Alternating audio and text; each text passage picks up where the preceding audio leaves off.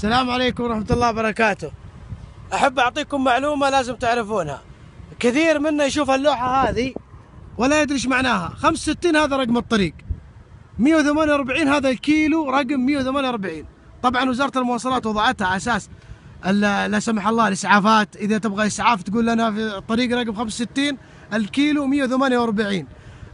وكذلك كل 2 كيلو توضع اللوحة هذه، يعني بعد 2 كيلو نلقاها 65 على 150، وهكذا لسرعة الوصول للإسعافات لا سمح الله، أو لصيانة الطرق. يعني الشركة بتنفذ المشروع أو تنفذ الصيانة تحط هاي اللوحة. طبعا بالعادة الخط يكون من الجنوب إلى الشمال أو من الشرق إلى الغرب. مثلا عندنا طريق شو اسمه جدة الدمام رقمه 40، وتبدأ تحسب مثلا تصل الطائف تلقاه 40 على مثلا 180، وهكذا حتى تصل الدمام 1370 كيلو. وشكرا.